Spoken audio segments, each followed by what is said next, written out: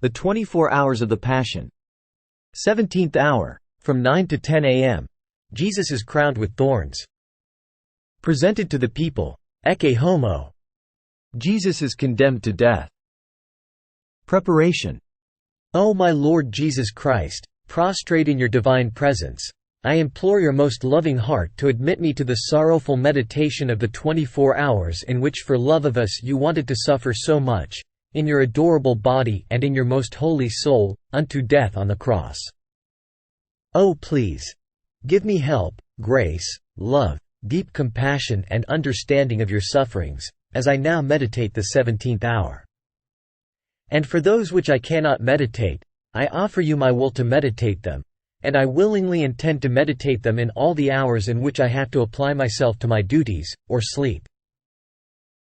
Accept, O merciful Lord, my loving intention, and let it be beneficial for me and for all, as if I effectively and in a saintly way accomplished what I wish to practice. Meanwhile, I give you thanks, O my Jesus, for calling me to union with you by means of prayer. And to please you more, I take your thoughts, your tongue, your heart, and with this I intend to pray, fusing all of myself in your will and in your love, and stretching out my arms to hug you, I place my head on your heart, and I begin. 17th hour. From 9 to 10 a.m. Jesus is crowned with thorns. Presented to the people. Ecce Homo. Jesus is condemned to death. My Jesus, infinite love, the more I look at you, the more I understand how much you suffer. You are already completely lacerated. There is not one point left whole in you. The executioners, enraged in seeing that, in so many pains, you look at them with so much love, and in seeing that your loving gaze, forming a sweet enchantment, almost like many voices, prays and supplicates for more pains and new pains, though inhuman, yet forced by your love, make you stand on your feet. Unable to stand yourself, you fall again into your own blood, and, irritated, with kicks and shoves, they make you reach the place where they will crown you with thorns. My love, if you do not sustain me with your gaze of love, I cannot go on seeing you suffer. I feel a shiver in my bones, my heart throbs, I feel I am dying. Jesus, Jesus, help me. And my lovable Jesus says to me, my child, courage, do not miss anything of what I suffered. Be attentive to my teachings. I have to redo man in everything. Sin has removed the crown from him, and has crowned him with opprobrium and with confusion, so he cannot stand before my majesty. Sin has dishonored him, making him lose any right to honors and to glory. This is why I want to be crowned with thorns, to place the crown on man's forehead, and to return to him all rights to every honor and glory. Before my Father, my thorns will be reparations and voices of defense for many sins of thought, especially pride. And for each created mind they will be voices of light and supplication, that they may not offend me.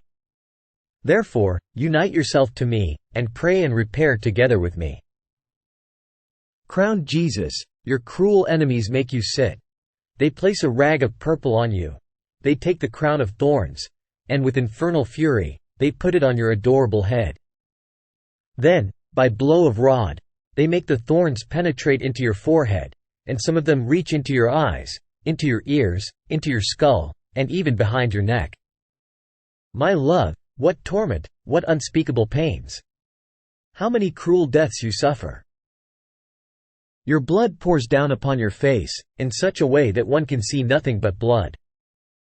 But under those thorns and that blood, your most holy face appears, radiant with sweetness, with peace, and with love. And the executioners, wanting to complete the tragedy, blindfold you, place a reed in your hand as scepter, and begin their mockeries. They hail you King of the Jews, they beat you on the crown, they slap you, and say to you, "Guess who hit you?" And you remain silent. You answer by repairing for the ambition of those who aspire to kingdoms, to dignities, to honors, and for those who, finding themselves in positions of authority and behaving incorrectly, cause the ruin of the peoples and of their souls, which had been entrusted to them, and their evil examples push others toward evil and cause the loss of souls. With this reed you hold in your hand, you repair for so many works, good, but empty of interior spirit and also done with evil intentions. In the insults and the blindfold, you repair for those who ridicule the holiest things, discrediting them and profaning them. You also repair for those who blindfold the sight of their intelligence in order not to see the light of truth. With this blindfold, you impetrate that the blindfolds of passions, of riches and of pleasures may be removed from us. My King Jesus, your enemies continue with their insults. The blood which flows from your most holy head is so much, that reaching your mouth, it prevents you from letting me hear clearly your most sweet voice, so I cannot do what you do. Therefore I come into your arms. I want to sustain your pierced and suffering head, and I want to place my head under those thorns in order to feel their pricks. But as I say this, my Jesus calls me with his loving gaze, and quickly I embrace his heart, and I try to sustain his head. Oh, how beautiful it is to be with Jesus, even in the midst of 1,000 torments. And he says to me, "My child, these thorns say that I want to be constituted king of each heart. To me belongs every dominion. Take these thorns and prick your heart.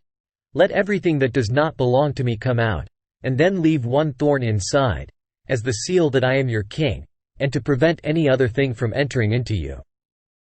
Then go through every heart, and pricking them, let all the fumes of pride and the rottenness which they contain come out, and constitute me king of all.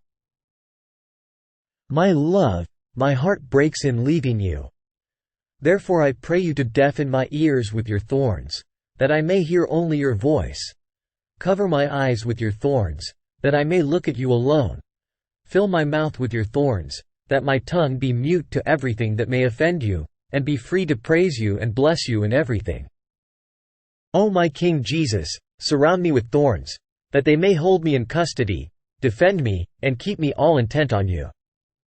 And now I want to dry your blood and kiss you, because I see that your enemies take you to Pilate, who will condemn you to death. My love, help me to follow your sorrowful way, and bless me." Jesus once again before Pilate, who shows him to the people. My crowned Jesus, wounded by your love and transfixed by your pains, my poor heart cannot live without you, so I search for you, and I find you before Pilate, once again. But, what a moving scene! The heavens are horrified, and hell trembles with fear and rage.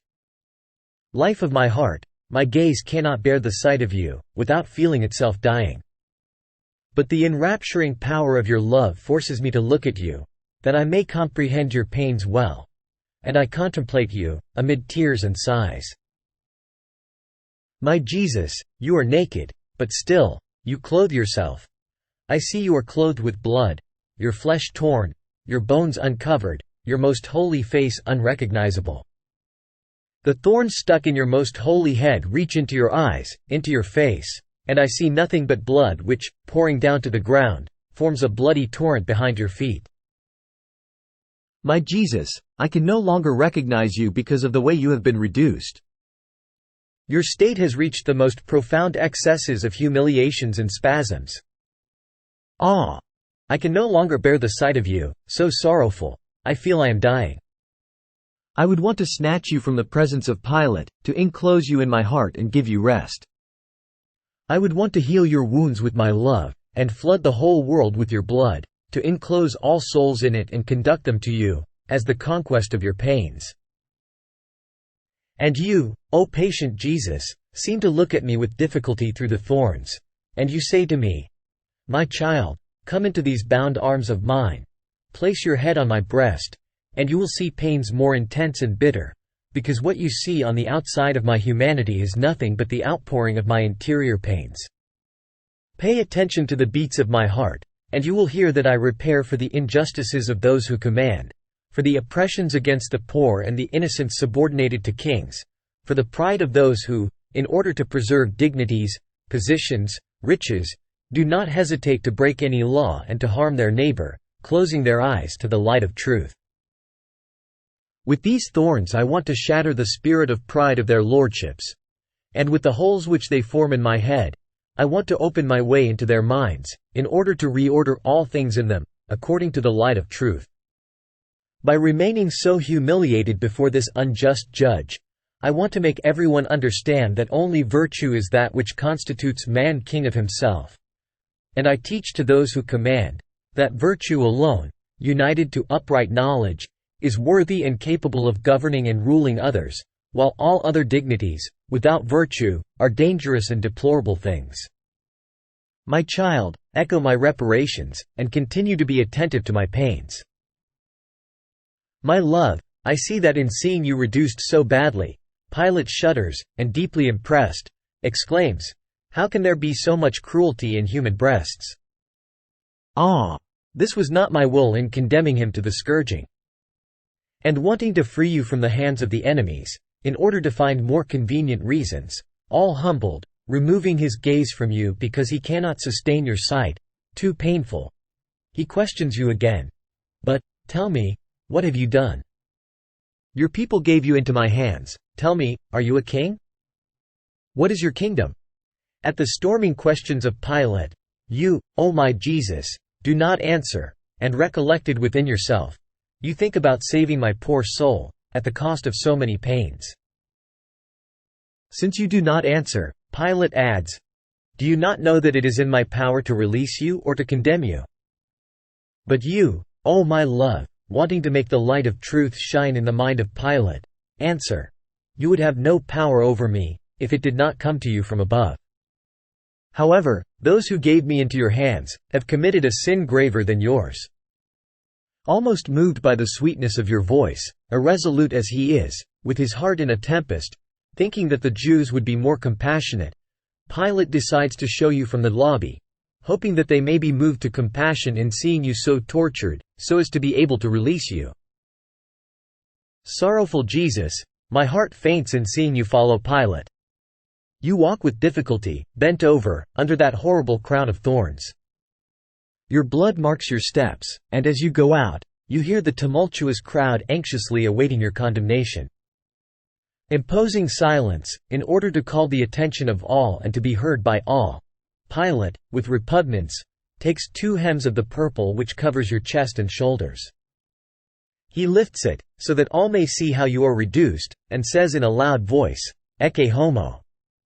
Here is the man. Look at him. He no longer has the features of a man. Observe his wounds. He can no longer be recognized. If he has done evil, he has already suffered enough, or rather, too much. I already regret having made him suffer so much. Therefore, let us set him free. Jesus, my love, allow me to sustain you, because I see that, unable to stand under the weight of so many pains, you stagger. In this solemn moment, your destiny is decided. At the words of Pilate, all become silent, in heaven, on earth, and in hell. And then, as though in one single voice, I hear the cry of all, crucify him, we want him dead at any cost.